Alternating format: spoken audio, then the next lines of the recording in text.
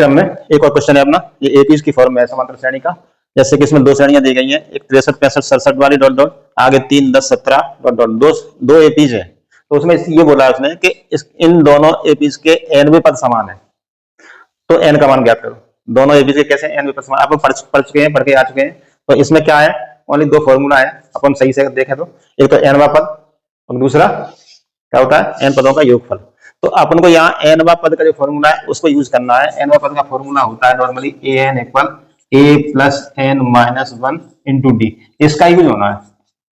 और उससे पहले अपन जानते हैं कि इस श्रेणी को अगर अपन ए की फॉर्म में मान लें और इसको मान लें कैपिटल ए की, A1 A2 A3, ठीक है। तो हम यहाँ पे आते हैं तो प्रथम पद ए की वैल्यू हो जाएगी यहाँ पे 63 तो डी होता है अपना, उसकी वैल्यू माइनस करेंगे इसमें से ये या इसमें से ये, तो कितना बचेगा, 2 बचेगा। इसी तरह से अपन यहाँ पे आए तो यहाँ प्रथम पद कितना है, 3, और यहाँ डी की वैल्यू कितनी है, 10 में से 3 या 17 में से 10 घटाएंगे तो 7।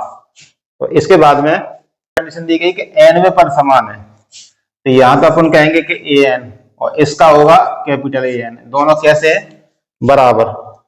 इस आधार पर अपन चलेंगे तो अपन जानते हैं कि फॉर्मूला लगाएंगे अपन A plus N minus 1 into D, तो दोनों की तरफ लगाएंगे। तो यहाँ ए 63 प्लस एन माइनस 1 माने ये दोनों में सेम होगा, और डी का मतलब यहाँ पे 2, और एक पल में यहाँ देखेंगे ए क्या है 3 plus N minus 1 into d क्या है 7। इसको सॉल्व करना है बस केवल। तो यहाँ 63 हो गया प्लस 2n माइनस 2, यहाँ हो गया 3 plus 7n minus 7।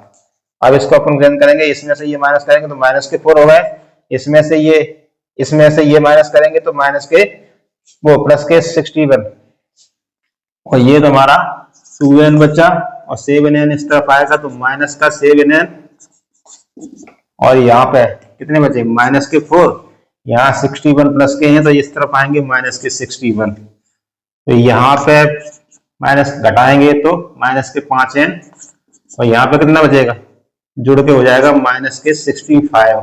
Minus minus cancel, n की वैल्यू 5 से इसको डिवाइड करेंगे 13 पंचा 65, तो n की वैल्यू आ गई 13। बस